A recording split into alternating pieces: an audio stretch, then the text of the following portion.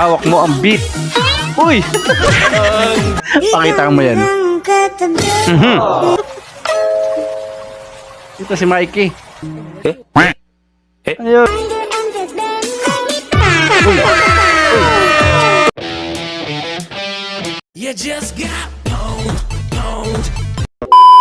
Okay, game! Ready ka na ba na ipakilala sa mga ate ko? Nice. O nga, no? Parang pwede yun, ah. Yeah, boy. Ma! Paramdam mo ma na mahal mo ako! Tawad po! Tumigil ka po! Alutong nun, men. Mas malutong pa sa crispy pa ata yung mura ni nanay na yun, ah. Kedua sakit otak, das begini parit. Basang-basa, eh. Ay nako, hirap naman maging videographer pag ganyan yung content na gagawin. Mababasa ka.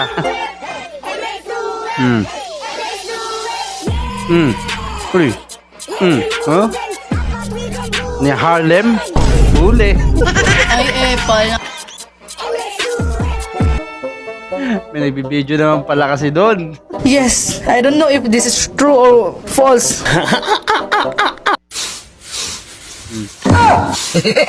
Oh, nasa timing, ah. Yari. Alam mo kasi, kuya, magpakain lang kasi ng manok, eh.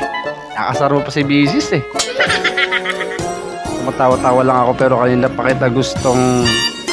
Ano daw?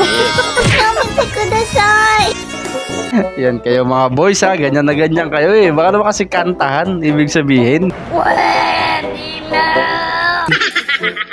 Maingit ka sa kinakain mo kasi baka mali ka na naman. Kaya naman pala, si Doc Alvin na naman. Lahat ng kainin mo mali. Nako.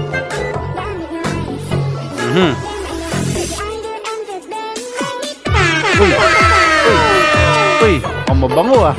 Op, nabitin ka ba?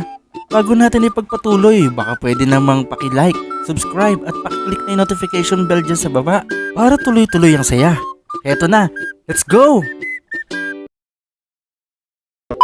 Game, tuloy. Bumawa na rin.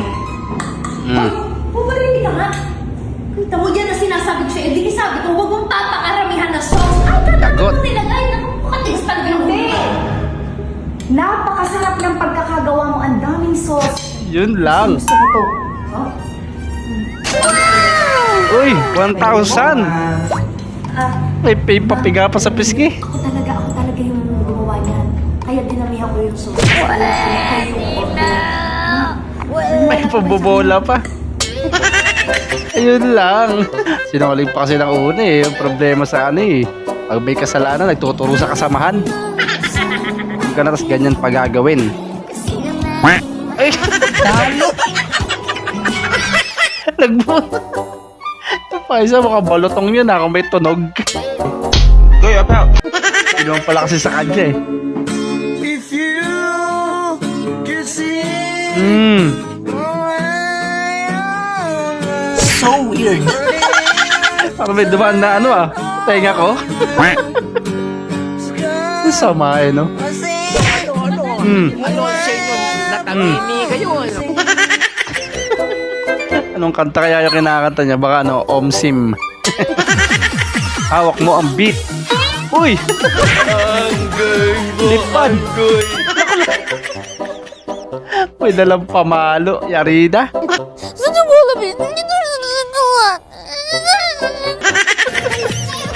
Minsan kailangan mo lang mamiti.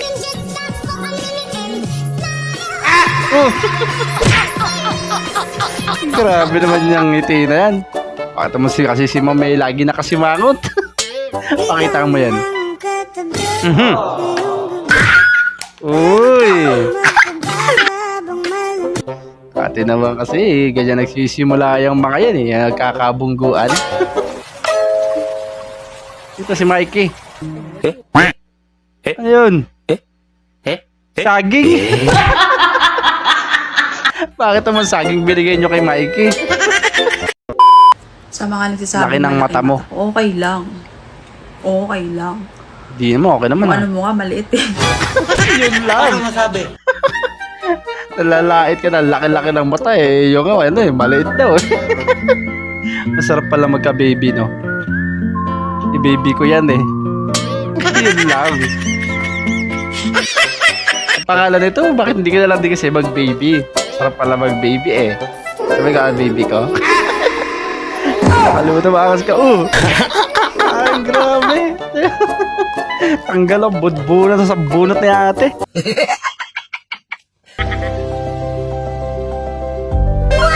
Ang galing, high-tech. Ganun dapat, ano? Hui! Yun lang. Hindi ba kasi ginawa yung ano nyo? Hintay mo magbayad yung customer bago ibigay yung order. Tama yan, te. Tama yan. Sa panahon ngayon, eh, mahirap na. Napakadami ng mga loko-loko. What if tayo na lang, nakakangalay mo po eh. Ano? Tayo pala, hindi tayo. Pero legit yun ha, sinabi ni ate ha. Baka maiba naman. May nagsabi sa'yo na dapat kang maligo araw-araw, isang Hmm. malaking kasinungalingan yun. Ayun lang. Balik. Huwag na. Ano bang mangyayari sa'yo? Pag tamad ka lagi maligo, Eh. pwede ka ma-expose sa mga harmful germs. Araw-araw, expose ka sa alikabok, polusyon, pawis at dumi. Kung di ka maliligo, lahat yan may ipon sa balat. Kaya naman, maligo araw-araw. Alam mo bang mas papayat Gulo-gulo ka yung utak mo, kung no? mas marami kang kumain? Nagtatalo yung dalawa eh. Alam mo bang pwede kang pumayat kung dahan-dahan ka lang kakain? Oh, what? Dahan-dahan lang kasi. Daming kanin, no? Alam mo bang yung pag-exercise mo araw-araw, yung posibleng dahilan kaya hindi ka napayat? Ganon? Tigil mo na yan. Nagpapagod ka lang pala eh. Kung tumatayo ka ng ganito, o kaya ganyan, Nako, ganyan mas din ako. pinapadali mo ang pagkasira ng katawan mo. Ganon. Di ka. Kailangan stand straight lagi. Kung mahilig kang umupo ng ganito, o kaya ganyan, hindi mo ito napapansin. Pero may epekto yan sa kalusugan. Ba naman yan? Pati pa ng pagdi-4. Gulong-gulo na si ate. Di na si alam ko sino paniniwalaan ba.